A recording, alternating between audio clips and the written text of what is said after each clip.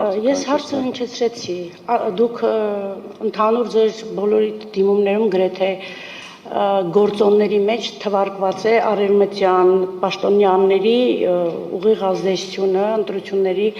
արդյունքների վրա այն տեսանկյունից, որ հայտարարություններ են արվել ի պաշտպանություն իշխանության եւ այլն, այս կարգի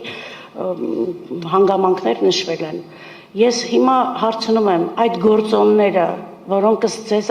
ազդող են եղել ընտրողի կամքի վրա, կարող են նաև ազդող լինել այն պայմաններում, երբ Ռուսաստանի Դաշնության նախագահը եւ այլ պաշտոնյաներ, այդ թվում արտաքին գործերի նախարարությունը, պարբերաբար Հայաստանի Հանրապետության իշխանության դեմ հակաքարոզչություն, իսկ մյուս քաղաքական ուժերի դեմ պաշտպանություն են իրականացրել, ավելին ասեմ, դրան հաջորդել են նաև որոշակի գործողություններ լարսում գործարարներին զրկելու Բարձր դատարան, խնդրում եմ, բարձր դատարան քաղաքական հայտարարություն է կատարվում ամբիոնից, որը որպես հաստատված փաստ։ Խնդրում եմ դադարեցնենք դա։ ասում եմ կարող է ազդել։ Նստեք մի րոպե, սա այնց հետո առանց դատանի թույլտվության, խնդրում եմ չմոտենալ եւ միկրոֆոնից որևէ արտահայտություն Բարձր դատարան առարկությունները Պարոն Օրբելյան, նստեք։ Պարոն Օրբելյան, նկատողություն եմ ձեզ հայտարարում, նստեք։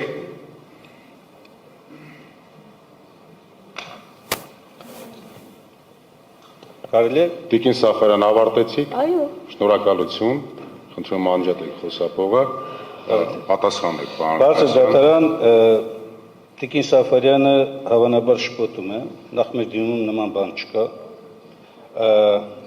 Նույնականացումը տարբեր դիմումներում արտահայտված մոտեցումների հետ,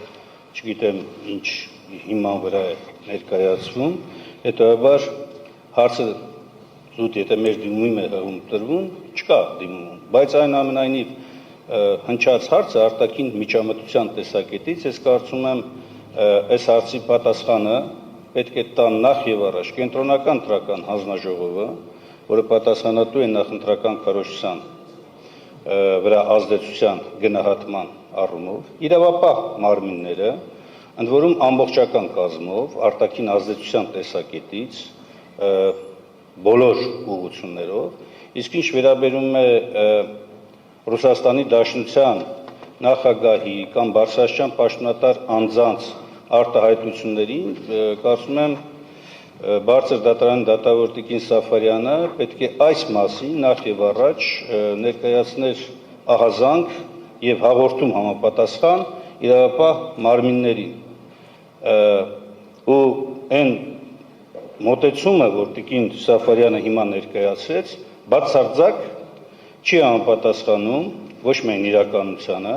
այլ նաև ուղիղ հակառակը, սա կարող է ներկայացվել եւ մեկնաբանվել բոլոր ուղղություններով, բացառապես Հայաստանի գործող իշխանությունների աջակցության հարցին։